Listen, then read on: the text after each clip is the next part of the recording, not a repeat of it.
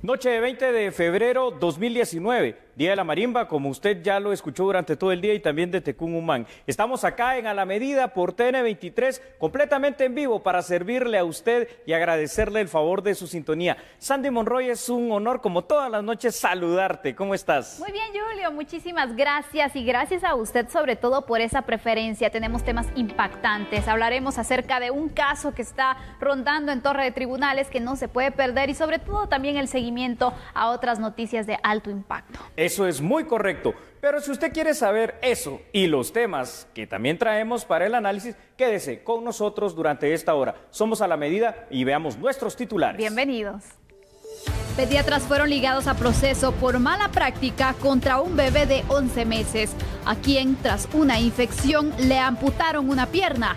¿Se sentará un precedente?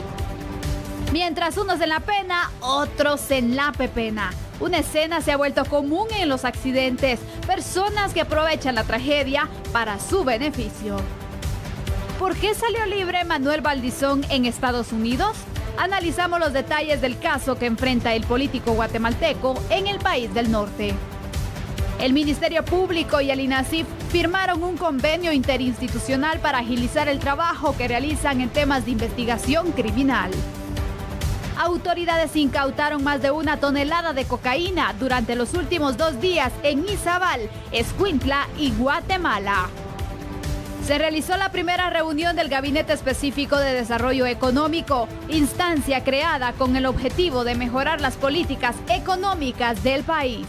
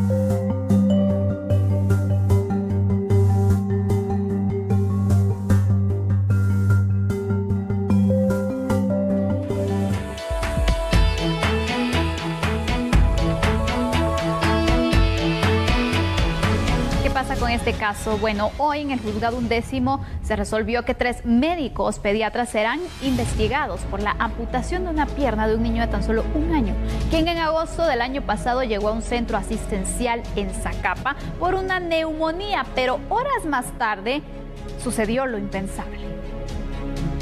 Un descuido, una negligencia médica provocó que en agosto de 2018 un niño de 1 año que había llegado con síntomas de neumonía en un centro asistencial en Zacapa perdiera una de sus piernas. Esto debido a un procedimiento incorrecto que realizaron 3 médicos pediatras según la investigación del Ministerio Público, extremo que incluso la Fiscalía agrega que se realizó sin el consentimiento de sus padres al momento de colocarle en varias ocasiones un catéter. Y eso aquí una precisión indica falta de entrenamiento y habilidad, y que no debió utilizarse esa vía para obtener un acceso para colocar ese catéter, sino que debería haberse utilizado otra vía. Por tanto, este juzgado estima que sí, su conducta, con base a los medios de investigación, porque hasta ahorita inicia la investigación, si hay actos de su posible participación en el delito de incumplimiento de deberes. Con la voz entrecortada, Tatiana Valenzuela, madre del menor, intentó contarle al juzgador por qué llevó a su hijo a un centro de salud y cómo horas después le pidieron permiso para amputarle una pierna. Yo les dije que qué pasaba, que si yo los podía acompañar a donde iban a hacer el ultrasonido, y no me permitieron entrar a donde a él hicieron la radiografía. Entonces yo esperé hasta que mi hijo salió de donde le hicieron la radiografía. Le dije, señor, ¿puedo verlo? ¿Por qué lo trae tan envuelto? No lo puedo destapar.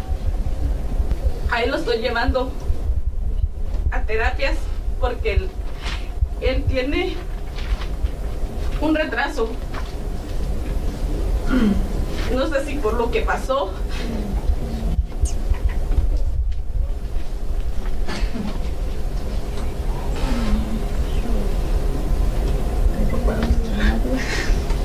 Gracias. Bueno. A los procesados Joshua Romero, Luis Barrios y Eric Rodríguez fueron beneficiados con arresto domiciliario, cancelando cada uno una fianza de 25,000 quetzales.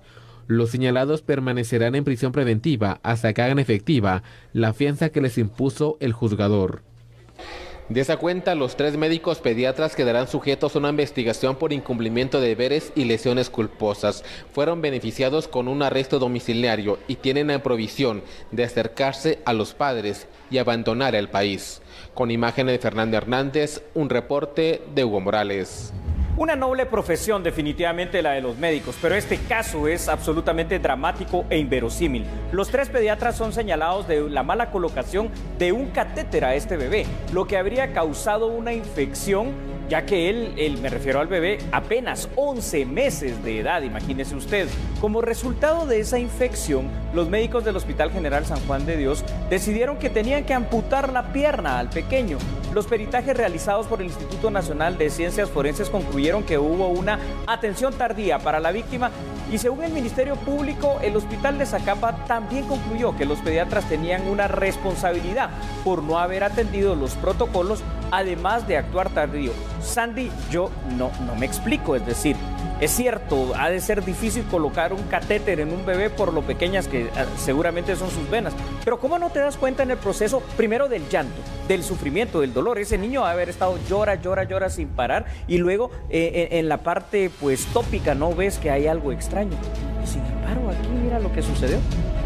Mira, al final hay que ver algo, que el tema de la pediatría ya es una especialización y tendrías que tener tú aún más responsabilidad y mayor atención porque es un bebé. Sabemos que un adulto puede decir me duele y todo, pero un niño tan pequeño solo llora, entonces tienes que prestarle más atención. Eso es lo que genera duda. En realidad no le prestaron la atención debida, el niño no se quejaba porque yo no creo que no se haya quejado. Seguramente este niño, Sandy, como te digo, debe haber pasado llorando y llorando por el dolor que sentía y ese dolor pues altamente justificado porque ya ves en qué paró la cuestión. Ahora, yo me pregunto, ¿te imaginas tú cuál es la vimos, ¿no? Llorar mientras contaba esto a la madre. Llevas a tu hijo, llevas a tu bebé, en este caso tan solo de 11 meses, por una cuestión pulmonar, una neumonía, y sales en una pierna, o sea, es que esto no realmente tiene relación siquiera. Exactamente. Y mira, aquí el problema es el daño que se le generó al niño. Porque obviamente a este pequeño la madre indicada lo tiene que llevar a terapias y todo lo que se le viene, que ella está muy angustiada y dice, ¿cómo es posible que haya sucedido eso? Quedó marcado de por vida, Sandy. Claro. Por mucho que se logre recuperar, que se le ponga una prótesis, que tenga una excelente actitud, quedó marcado de por vida. Le quitaron una pierna cuando él realmente había nacido y a tan temprana edad. A tan temprana edad. Lamentable esto, Julio, porque aparte de esto, mira, al final sabemos que varios médicos que trabajan en el sistema de salud pública son muy buenos, son bastante profesionales y atienden a las personas entonces con esa labor que de verdad requiere de mucha responsabilidad. Pero por casos como estos, después la población desconfiamos del sistema público y preferimos, aunque sea endeudarnos, pero irnos con médicos privados. Definitivamente que sí, Sandy, porque no es la primera vez que se presentan este tipo de casos. Hace más o menos una semana atrás presentábamos otro caso que también le pasó a un bebé con una situación bastante similar y esto pues ya no puede ser una constante. Tenemos más datos, Sandy, porque es importante que los veamos para analizar este tema. Recordemos que en Guatemala no existe en nuestra legislación penal la figura denominada como mala práctica médica. Solamente se puede tipificar delitos de lesiones o en el peor de los casos el delito de homicidio culposo. Aquí pasaron otras cosas. ¿Qué pasó, Sandy? Exactamente, el Ministerio Público en este caso solicitó que se le imputara a los pediatras los delitos de incumplimiento de deberes y lesiones gravísimas. Sin embargo, el juez consideró que no hubo intención de dañar al bebé y se cambió el delito a lesiones culposas. Y aquí quiero que analicemos, pero quisiera que por favor le pudiéramos explicar entonces la última información. La parte de la defensa de los imputados. La defensa de los imputados argumentó que no se les puede responsabilizar, imagínese usted, de las carencias del sistema de salud. También se afirmó que en tal caso se debería demandar al Estado y no a los pediatras. No deja de tener cierto grado de razón la defensa, pero por supuesto que el Estado, si hay algunas carencias de aparatos, de medicinas, de tecnología, tiene responsabilidad, pero quienes lo atendieron tienen la responsabilidad directa completamente, ¿sabes? Mira, habrá que esperar qué tipo de evidencias tienen los médicos? Porque imagínate, si por ejemplo tú tienes este caso y necesitas ciertos instrumentos para poder atender a este bebé, los necesitaste en este momento, ¿sí? Y por ejemplo tú no levantas un informe donde estableces que el bebé necesitaba tal medicamento, tal aparato, pero no se tenía, entonces al final, ¿cómo puedes culpar al Estado? Correcto. Si tú no hiciste ese reporte? Por eso te digo, esperemos que tiene la defensa también para este caso, porque me gustaría saber si ellos reportaron la situación o solamente pensaron, bueno, que se lleve el niño y ahí se acabó todo. Tienes toda la razón. De todas maneras, este caso va a seguir en los tribunales. Veremos siempre la presunción de inocencia de los médicos, pero sí es un llamado de atención para que estas cosas ya no vuelvan a suceder acá en Guatemala. Terminamos este tema, Sandy, pero seguiremos con el análisis. Definitivamente, tenemos que conocer todas las evidencias que se presenten para conocer entonces el nivel de responsabilidad de estos tres médicos pediatras. Es momento de hacer una pausa, pero usted continúe con nosotros porque todavía tenemos más noticias y análisis. Somos a la medida.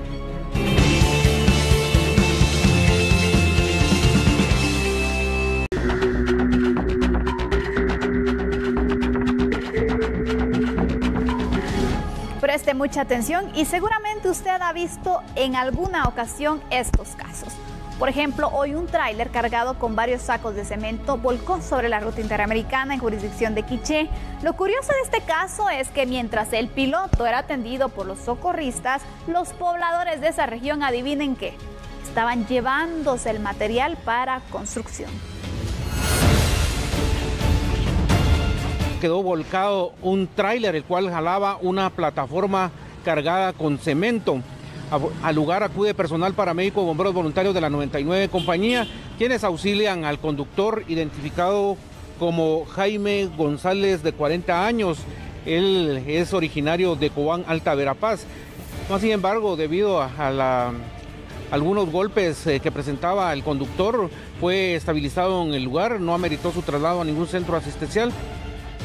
¿Le parece si para el análisis revisamos qué dice nuestro Código Penal acerca de algunas figuras delictivas? El artículo 246 de esa ley tipifica el delito de hurto como quien tomare sin la debida autorización cosa mueble, total o parcialmente ajena, y será sancionado con prisión de 1 a 6 años. Ahora, hay otra figura delictiva, se llama hurto agravado. Según el artículo 247, siempre del Código Penal, entre otras cosas, comete hurto agravado cuando fuere aprovechándose de calamidad pública o calamidad privada o de peligro común. La sanción en este caso va de 2 hasta 10 años y puede también tipificarse dependiendo si se fuerza alguna situación, una puerta, un compartimento para sacar el producto, el delito de robo, que según el artículo 251 lo comete quien sin la debida autorización o con violencia simultánea, anterior o posterior a la aprehensión tomare cosa mueble total o parcialmente ajena.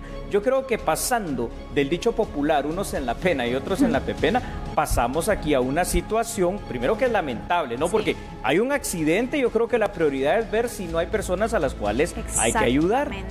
Pero en todo caso no es de aprovecharse y decir, ¿saben qué? Se cayó cemento, se cayó azúcar, se cayeron gaseosas, me las llevo para mi casa, porque no son tuyas. Por supuesto, mira, y el problema aquí es que somos doble moral. Bravo. Porque no le puedo llamar de otra forma. Y me recuerdo bien un caso que fue uno de los emblemáticos. Hace más de un año que hubo un accidente también, un camión que transportaba azúcar, ¿te recuerdas? Sí, qué bárbaro. Llegaban hasta con los niños para poder agarrar la cantidad de azúcar que pudieran, incluso con basura, con todo lo que había ahí en la carretera. Y uno de los equipos periodísticos le preguntaba, ¿usted por qué se lleva el azúcar? Y dice, es que yo tengo necesidad y necesito venderla para poder ganarme unos quetzales.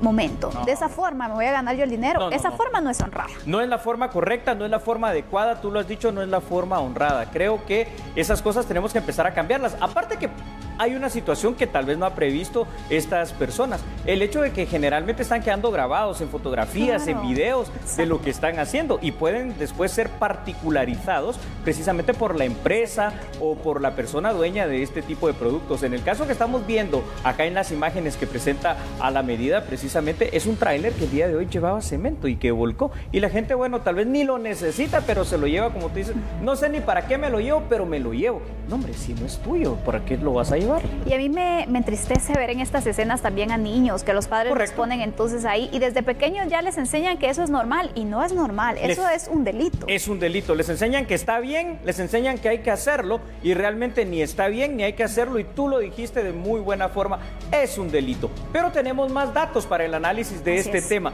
Te voy a pedir por favor que los empecemos a compartir con nuestros televidentes. Por supuesto, Julio, porque mira, la necesidad que se puede ser de carácter económico no justifica sin duda nunca el tomar bajo la forma de hurto lo que no le corresponde a uno. Correcto. Esta ha sido una constante que se ha visto en los diferentes accidentes de tránsito como camiones que transportan cualquier tipo de producto donde las personas terminan llevándoselo todo.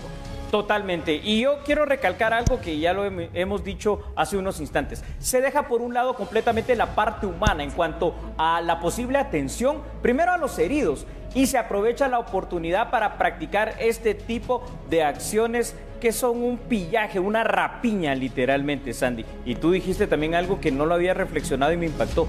Lo peor es cuando los niños ven que sus padres hacen eso. Y lo peor todavía cuando los niños lo están haciendo y dicen, pues cuando sea grande seguramente esto es lo normal y lo voy a hacer. Y mira, los cuerpos de socorro incluso han reportado que cuando ellos llegan a escenas como estas, les cuesta incluso hasta trabajar para ayudar a las personas heridas, porque las personas entonces se vuelven locas ahí buscando la manera de llevarse la mayor cantidad posible del producto y bueno, también afectan en el accionar y en el rescate de los cuerpos de socorro, entonces no están ayudando. Y bien dice un dicho, más ayuda al que no estorba. Eso es muy cierto y ojo que no pasa solamente cuando estos grandes camiones, trailers, plataformas que transportan producto, tiran ese producto. En lo pequeño yo también lo he visto. El otro día, de esto ya te estoy hablando hace unos 5 o 6 años atrás en Boulevard Vista Hermosa, pude ver cómo se accidentaron 2 carros. Entonces paré para auxiliar o tratar de ver si podía auxiliar a uno de ellos. Llamo a los bomberos, en lo que espero ahí, llegan los bomberos rápidamente y al rato ya el chico que venía manejando el carro está así, y mi billetera, ya había un montón de gente alrededor en ese momento que ya le habían sacado la billetera, Sandy, es increíble. Se llevan los teléfonos, la billetera, lo que pueden. Yo no sé en qué momento ni siquiera se da cuenta en el instante las personas heridas, pues bueno, buscan que las atiendan, estar bien y todo, y se olvida uno del momento de un accidente de las pertenencias. Ya luego cuando va, bueno, ya se lo llevaron todo. Uno ni siquiera se da cuenta. En realidad tenemos que ser honestos, tenemos que ser respetuosos y sobre todo actuar en la legalidad, porque si no después, ¿qué? ¿A qué estamos jugando? Exacto, me quedo con eso que dijo Sandy. Actuemos en la legalidad, seamos honestos. Vamos a otro tema. Bueno, hablemos de otra información. Más de 1 tonelada de cocaína ha sido incautada en los últimos 2 días en Izabal, en Escuintla y Guatemala.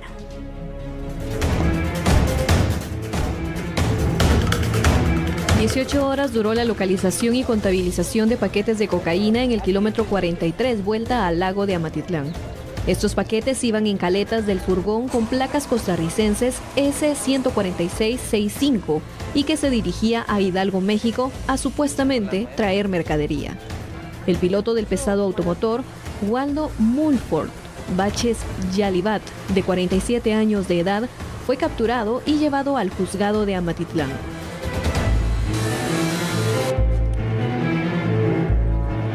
Otras incautaciones de drogas se registraron en Izabal, donde encontraron 173 paquetes de cocaína, mientras que en aguas del Pacífico se encontraron 884 de la misma sustancia. En total, son 1.171 kilos de cocaína que han sido decomisados al narcotráfico y se estima que su valor asciende a más de 120 millones de quetzales. Te hago una pregunta, Sandy, y a usted televidente. ¿Por qué crees que salió libre Manuel Valdizón en Estados Unidos? Ya lo vamos a analizar, así que usted por favor quédese con nosotros porque después de la pausa trataremos este tema. Somos a la medida, no cambie.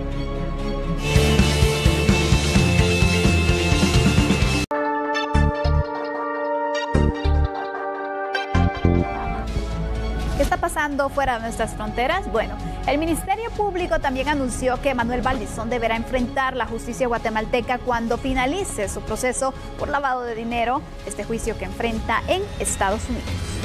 El acuerdo alcanzado por Manuel Valdizón con la Corte del Distrito de Florida, Estados Unidos, que le fijó una fianza económica para que recobrara su libertad, la fiscal general María Consuelo Porras opinó sobre la investigación que pesa en su contra en Guatemala por el caso Odebrecht. Es decir, que en el que él ya tenga resuelta su situación en los Estados Unidos, obviamente, y de conformidad con la normativa guatemalteca, él tendrá también su proceso en Guatemala. Manuel Valdizón fue detenido en Estados Unidos el pasado mes de septiembre por el FBI, acusado de lavado de dinero, y recuperó su libertad condicional tras pagar $50,000 que forman parte de la fianza que asciende a $1 millón.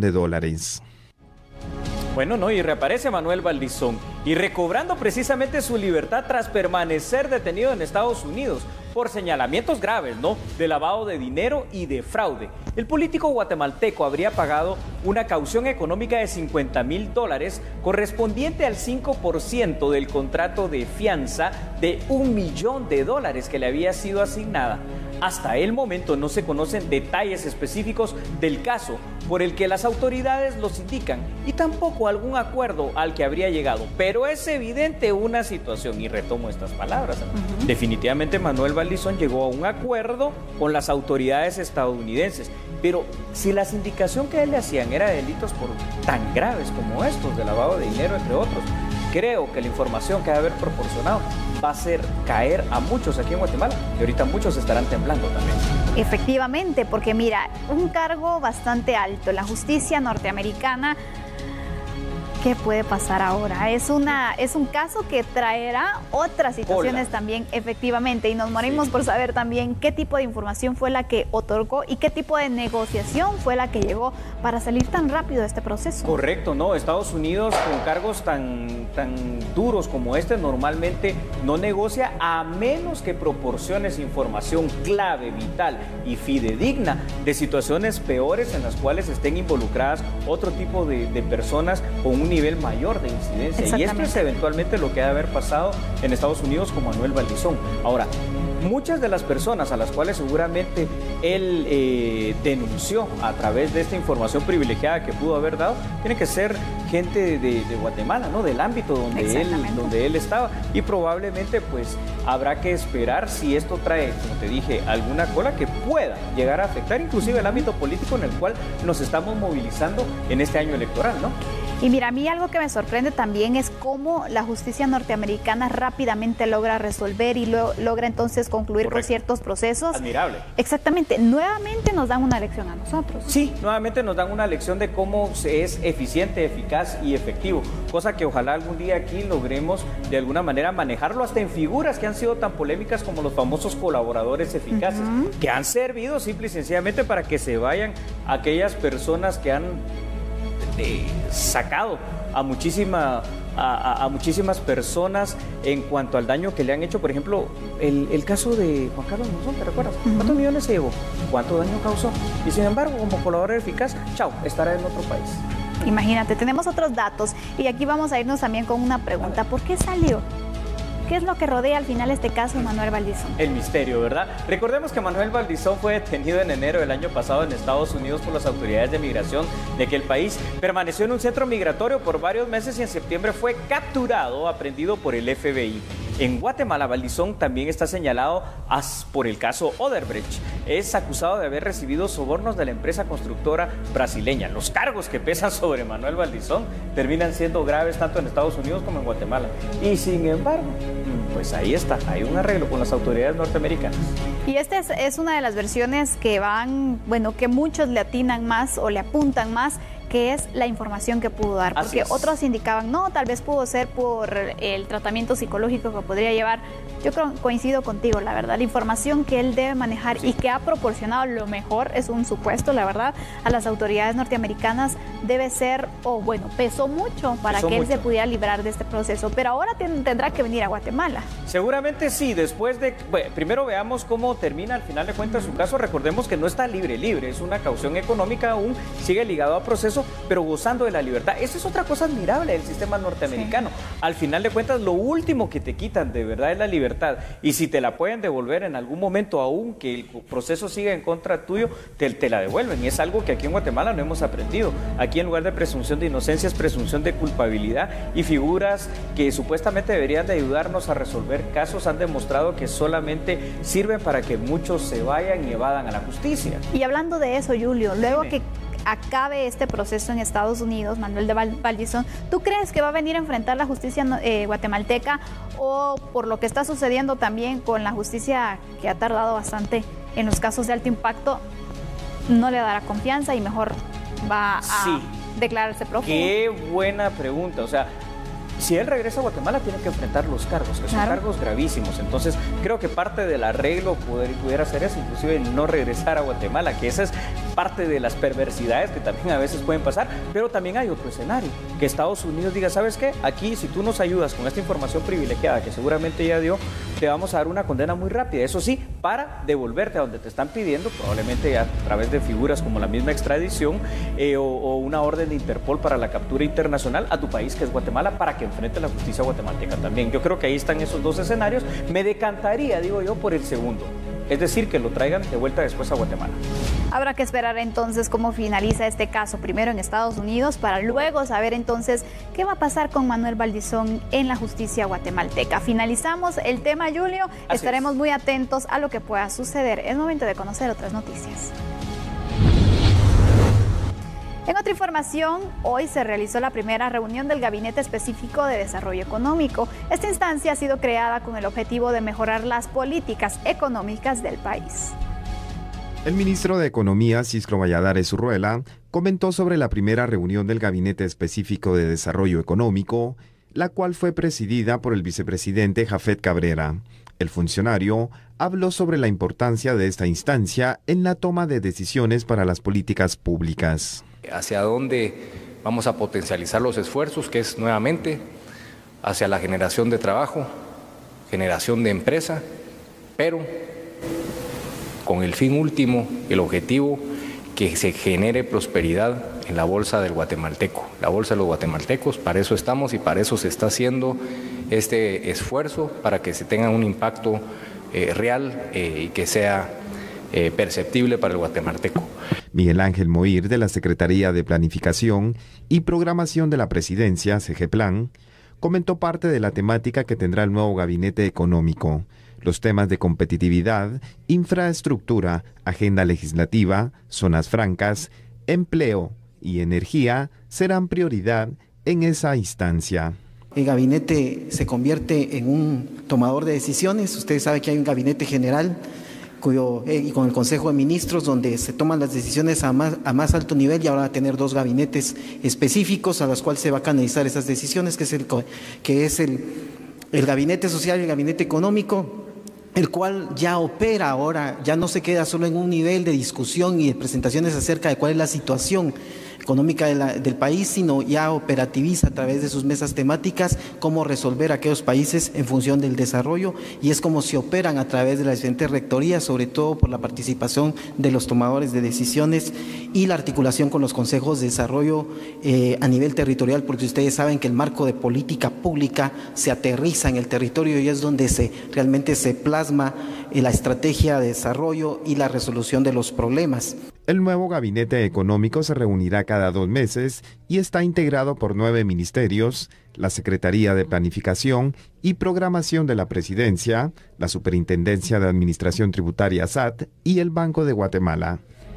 Y ahora veamos una noticia muy interesante. El Ministerio Público y el Instituto Nacional de Ciencias Forenses, INACIF, firmaron en este día un convenio interinstitucional con el propósito de poder agilizar el trabajo que se realiza actualmente en los temas de investigación criminal en Guatemala. Veamos la información en A la Medida.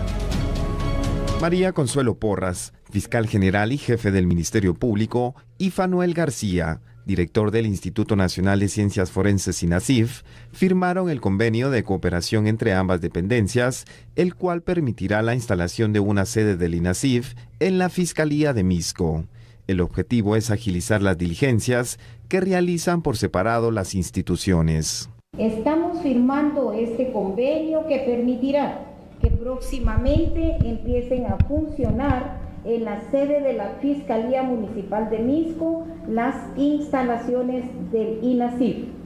Tenemos como objetivo fundamental que las investigaciones criminales que se realicen en la Fiscalía Municipal permitan una persecución penal eficiente y eficaz. Con esta alianza estratégica principalmente beneficiaremos a las víctimas, puesto que evitamos la victimización secundaria al evitar trasladarlas y atenderlas de forma inmediata. Fanuel García del INASIF comentó la importancia de este proyecto entre instituciones, porque de esta manera se agilizan los trámites que se realizan al momento de interponer una denuncia en el Ministerio Público. Puntualmente brindando los servicios en el área de evaluación médica, peritaciones de delitos sexuales, peritaciones de lesiones, así como víctimas de violencia, en general víctimas de violencia contra la mujer y otros grupos vulnerables. Evaluaciones psicológicas que son de las más altas requeridas dentro de la institución. No obstante, sabemos que los recursos con los que cuenta el INASIF no ha sido posible poder tener una sede en cada uno de los lugares, pero eso es lo ideal y aspiramos a ello. En este momento, efectivamente, estamos pretendiendo abrir, mediante el convenio que hoy se suscribió, una sede pericial formal de parte del INASIF en el municipio de Misco para dar atención a más de 500 000 de personas que residen en esa circunscripción municipal. Para este año, el INASIF planea aperturar 20 dependencias en sedes del Ministerio Público como parte del programa de fortalecimiento del sector justicia entre ambas instituciones. Todavía tenemos noticias para usted, pero después de la pausa. Así es, somos a la medida. Hablemos de temas económicos. Guatemala tiene el visto bueno para exportar arveja china y otros productos hacia Canadá. Ahora se apuesta a la conquista de este mercado.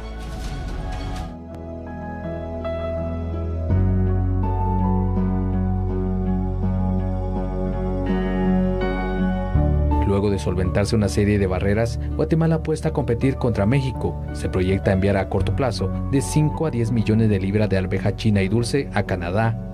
Y tuvimos acercamiento con las altas autoridades donde comenzábamos a enemistar nosotros que era importante que se nos diera la tolerancia. Claramente nos tuvimos que someter a algunos análisis, investigación acá que se hizo en Guatemala del producto, una investigación que se hizo también en Canadá, para poder tomar la decisión que finalmente nos dan el día de ayer, que Guatemala ya puede manejar arveja china y arveja dulce sin ningún tipo de problema para el mercado canadiense.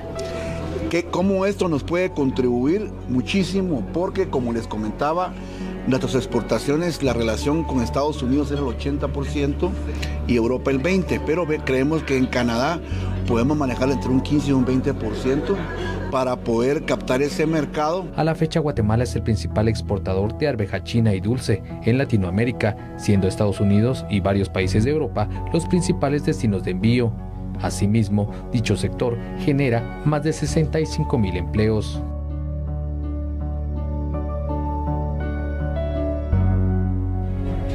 Los exportadores guatemaltecos darán a conocer a los candidatos a la presidencia de la República una estrategia que han diseñado, la cual busca promover el desarrollo nacional y la generación de empleos. Este proyecto también busca frenar el tema y el problema de la migración. Se tiene contemplado que la hoja de ruta de fomento de empleo se dé a conocer a todos los candidatos presidenciales el próximo 7 de marzo, por lo que se realizarán los contactos correspondientes. Estaremos presentando el próximo 7 de marzo y individualmente estaremos llamando a los candidatos a que vengan a platicar con nosotros. Esas propuestas deben ir de la mano también de una parte social para que el pueblo de Guatemala tenga esa paz que necesita. Entonces, además de la generación de empleo, pues nosotros queremos que haya salud, que haya educación, que haya seguridad, y que los próximos gobernantes de nuestra nación, además de brindar el tan deseado trabajo, pues que también le brinden esa paz social que tanto necesitamos. ¿Preliminarmente se estarían abordando algunos temas en específico a presentar a los candidatos? Los temas ustedes los van a ver el 7 de marzo, la propuesta ya está trabajada y básicamente son propuestas de desarrollo económico, la creación de empleo masivo a través de las exportaciones y, como les repito, los beneficios sociales que esto conlleva. Sumado a este proyecto, se dio a conocer la 19 edición del evento Agitrade, que se realizará del 21 al 23 de marzo y espera concretar negocios por más de $65 millones con los representantes de 23 países que se harán presentes en dicho evento. En los temas políticos, al Tribunal Supremo Electoral le preocupan los atrasos en entrega de documento de identificación personal, ya que esta situación podría afectar a muchos para votar. El director de la Unidad de Inscripción de Ciudadanos manifiesta la preocupación por más de 2 millones de guatemaltecos que tienen documento de identificación, pero que aún no se han empadronado. Nosotros tenemos una presa de más de 2 millones de personas que tienen DPI y no se han empadronado, y considero que el llamado es para esas personas que acudan a empadronarse, que quisiéramos que se acercara con nosotros para no tener problemas de última hora. Actualmente tenemos una afluencia, pues no la que esperamos en la actividad de empadronamiento, pero día a día se va haciendo mayor la afluencia de ciudadanos a los puestos de empadronamiento y a las delegaciones y subdelegaciones de registro de ciudadanos. Además, advirtió la falta de agilización en entrega de documentos de identificación. Es responsabilidad del Registro Nacional de las Personas, aseguró. Lógicamente somos los primeros en lamentar ese tipo de situaciones y que de alguna forma esté afectando a los ciudadanos que hacen su gestión ante esa institución. Lógicamente las personas que no puedan obtener su DPI a tiempo y se llegue la fecha fatal de la suspensión del empadronamiento, pues va a ser de alguna forma una causa o un motivo que lógicamente se tendría que considerar como una falta de atención por parte del RENAP en estos casos. Juan Carlos Egenberger explicó los motivos de su renuncia al partido Visión con Valores Viva en una conferencia de prensa. Veamos los detalles aquí en A la Medida. Egenberger fue proclamado candidato a la presidencia por el partido Viva hace 3 semanas. Sin embargo, renunció. En conferencia de prensa explicó la razón. Lamentablemente el año pasado atravesé junto a mi familia una de las situaciones más dolorosas, tristes y complicadas que una familia puede vivir. El proceso de separación y divorcio entre la mamá de mis hijos, de mis 4 hijos, y yo después de 23 años de matrimonio. Como en muchos de estos casos, algo a lo que tristemente se enfrentan cientos de familias cada día en nuestro país, nuestro proceso de separación, además de doloroso, fue difícil. Y dentro del mismo se abrió un proceso que con madurez logramos cerrar en armonía y en términos justos. Lo hicimos por el amor que siempre nos tuvimos, que nos tenemos, por nuestra familia y especialmente por el bien de nuestros hijos, que es lo que tanto Ana Lucía como yo valoramos por sobre todas las cosas. Lamentablemente, aunque este es un proceso de índole familiar que está absolutamente cerrado, y un proceso que no debió jamás entorpecer mi recién emprendida lucha contra el sistema político, quiero hacer del conocimiento público que fui advertido, fui amenazado y fui extorsionado con usar este complejo tema familiar, no solo para desprestigiarme y atacarme en las redes sociales con campañas negras, sino además, por medio de amparos, impugnaciones y cualquier subterfugio legal, impedir a toda costa mi inscripción como candidato a la presidencia, a pesar de tener absolutamente todos mis documentos en regla. Según el Tribunal Supremo Electoral, el partido deberá realizar otra Asamblea Nacional extraordinaria para proclamar otro candidato a la presidencia. Es importante mencionar que esta organización ya había solicitado una ampliación en cuanto al día en que iba a realizar la asamblea para promover específicamente y postular diputados. En este caso lo que procede es que se amplíe la agenda de esta Asamblea Nacional Extraordinaria para que ellos proclamen a la persona que va o a las personas que van para el binomio presidencial. Ellos todavía no habían entregado la papelería, estaban esperando precisamente que se realizaran estas asambleas y reitero, lo único que tienen que hacer en este caso es ampliar la agenda donde van a proclamar binomio presidencial o a la persona que va, en este caso, encabezar la presidencia. Finalizamos esta emisión. Gracias por su sintonía. Hasta mañana. Muchas gracias. Feliz noche.